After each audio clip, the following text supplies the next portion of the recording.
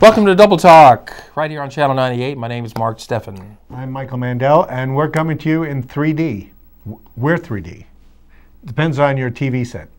That's twice as much as double D. Yes. Triple D. You only like people who are double D. No, that's not true. That's not true. Oh, your criteria has changed? No, it's... It never was. It never was. Oh, we have important things to talk about? Yes. Oh, you do? Well, things that you like. So it's your stuff. Yeah, then why can't I get it worded edgewise? Anyway. See, I gave you a break in there. All right. Now, have you noticed that no matter now where you go in town, there's tents set up everywhere? I know. There's tents in city parks. There's tents out off of Amador. There's homeless people living in tents there. You got the Occupy Las Cruces people in the tents by the library downtown. By the City of Hope. I know how to solve that problem. I'm going to set a tent up in my backyard. Here's the tent city. That's not our house. Oh, that's it. You know how to get rid of Tent City?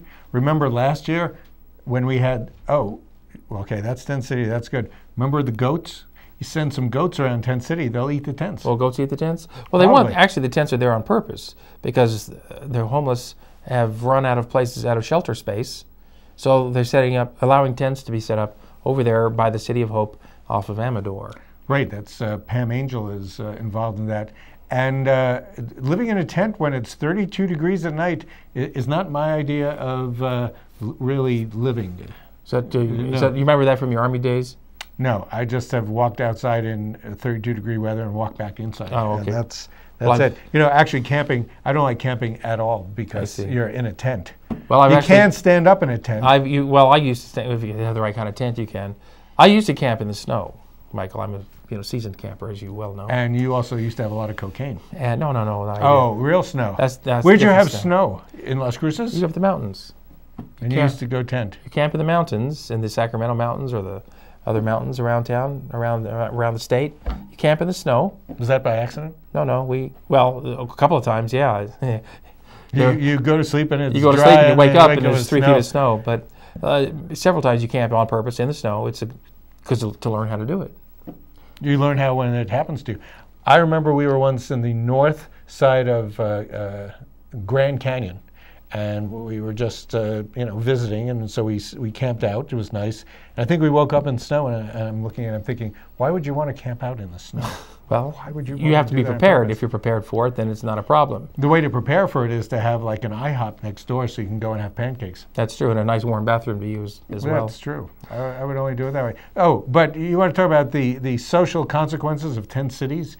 The social consequences of Occupy Las Cruces are rather nationwide. A lot of places around the nation are kicking their people in the tents out. I think our city feels that we can coexist. Well, they don't. The city doesn't feel threatened by them.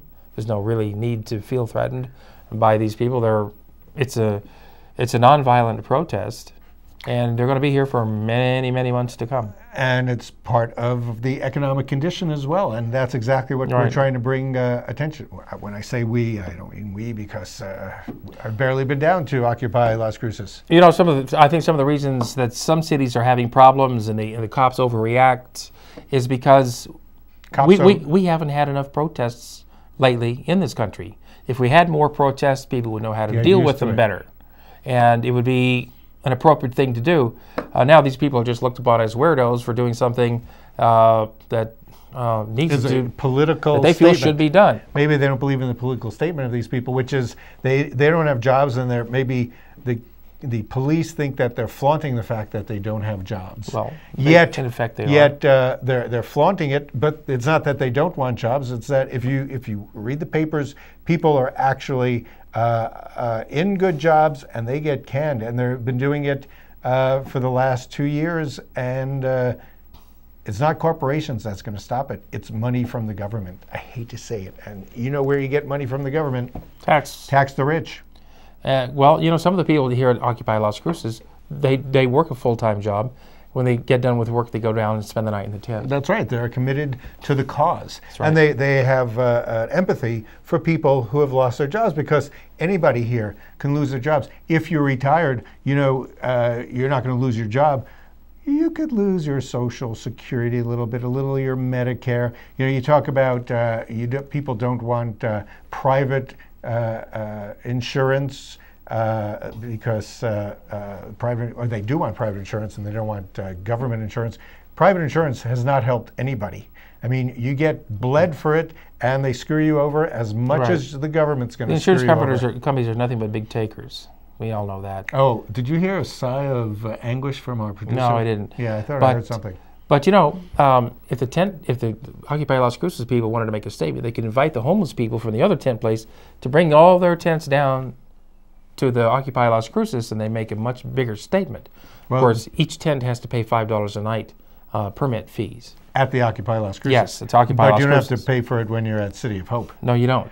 And, you know, I don't believe that the people who are in City of Hope necessarily have strong political feelings one way or the other. They are in it, and they're homeless, no matter who the president is. Somebody's going to be digging them out of it.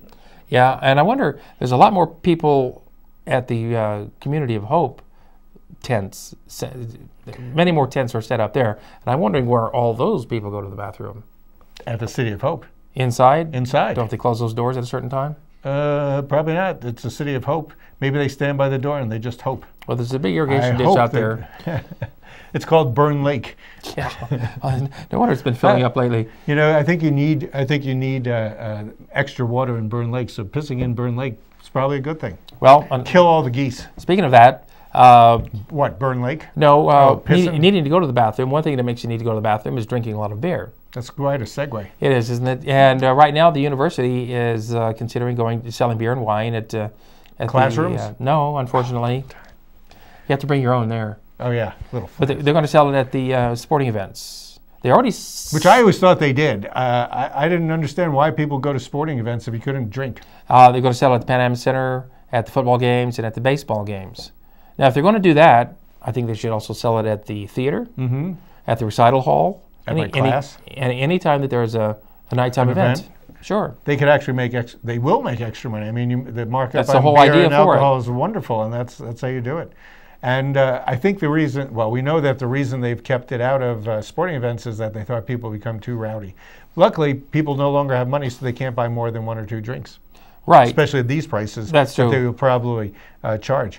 Well, you know, I hear they get rowdy without the drinks anyway, like they did the other night at the Aggie game when they played Arizona. What are you talking about? Well, the game, you know, the Aggies really didn't play that well. And apparently they stopped the game and told the audience to stop shouting certain obscenities or they were going to start deducting points. Deduct points. Huh? I don't think they can do that legally, can they? No, but if that were the case, I would try to get the opponents to shout obscenities. That way you could win. Maybe they should just have a shouting match. Who can shout with the least obscenities? The one who has the least obscenities wins. We're teaching some sort of moral code there, and not sports, which is totally moral because, you know, elbowing and knocking people over as long as is totally moral. As long as no one is being molested. Or permanent damage, or anything sexual going on. But so anyway, do you think they sell beer and wine at the Leap Year Festival in Anthony? I would think that would also help you get through the leap year. How do we get into Anthony from playing basketball? Because that's a picture of a basketball? That's it. Is that a picture of a basketball? Yeah. It's a Jewish star in one of those. It's the world. And Anthony, as we know, is the leap year capital of the world. Yes. Anthony, New Mexico, Texas. And I've been to the leap year scenario. Have you been down there? I'm not that schizophrenic. I was there, maybe about 8 years ago when they had it. Graham Nash was the parade marshal. That was an exciting thing. I was there for that. I think he or his wife was born on a leap year. They're born on a leap year, yes. Right? Somebody like that. And, so are you saying they're going to cancel leap year? Yeah, they're talking about it. Because I had plans for 2012, but if we go right on to 2013 because they canceled leap year, I'd be okay. Well, maybe Channel 98 could help sponsor the event, except I don't think they get Comcast down there. Channel 90? Oh, I don't know either. We'll have to say Comcast. They probably get satellite. They probably get YouTube, and the Texas portion probably gets El Paso.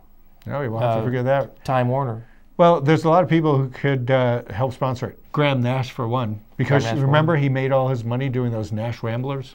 Yeah. Remember that? And speaking of sponsorship, another place that needs sponsors right now is the Mesilla Valley Balloon Rally.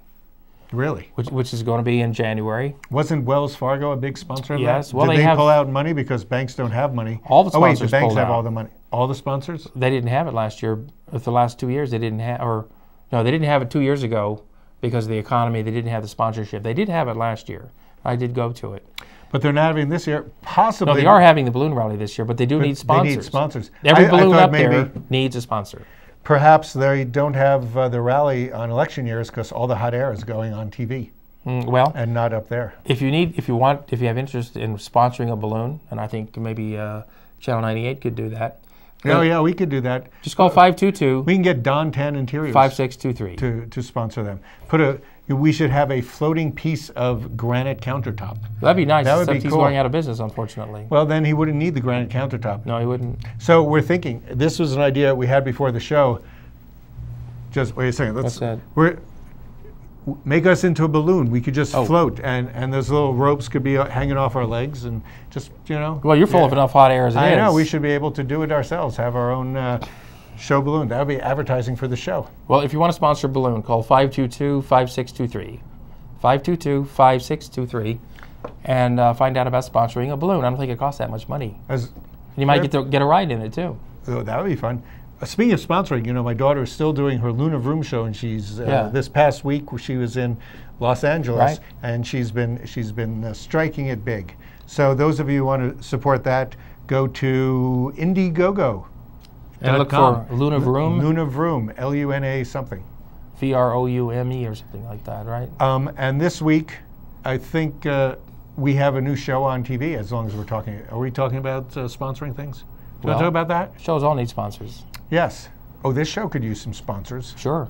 We're losing sponsors soon, so send in your Snickers bars. If you want to sponsor a show, please. That would be good. Should we go to political things? Do you want to do that? Yeah, we have time for that. We have time for political things. Yesterday was a good. There was not yesterday, but Wednesday was a good event. Yes, at MVS, the person both of us know, Evelyn Erhard, threw her hat in. See, she doesn't have it.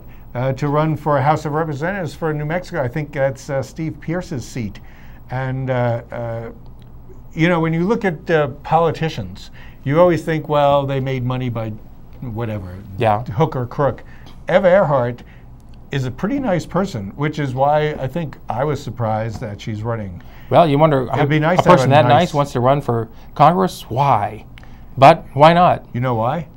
It has always been her dream. And if you can get a nice person who's still dreaming to go and run for Congress, go for it. We're not here to stand behind anybody. No, but I wish her all the luck of the world. And we'll have her on the show at some point as she progresses down the aisle of marrying to her political part. Right. Do we think that it's almost time to break for a commercial? Well, it's not quite. I think we have time to sneak in Meow Wolf, don't we?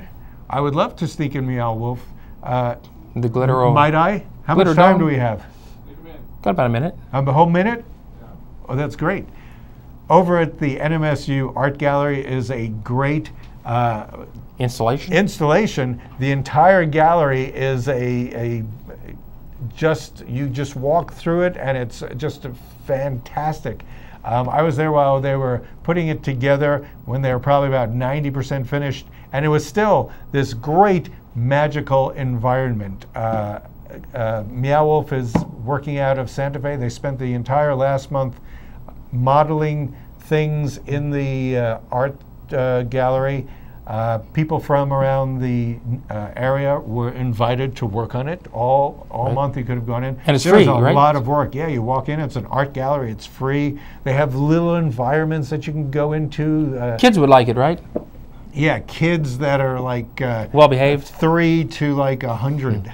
I mean, old people like me like it. Okay, and well, what am I like? I'm 14. Well, let's not even go there. And with that, I think it's time to stop and smell the roses. And by roses, I mean commercials. So we'll be right back after these commercial words. Hello, Las Cruces. My name is Pastor Joe Nathan Haywood, and I have a brand new show, and it's called Serving It Up with Joe Nathan. We're going to talk about a lot of things in Las Cruces. A lot of great guests, the good, the bad, and the ugly. So check us out.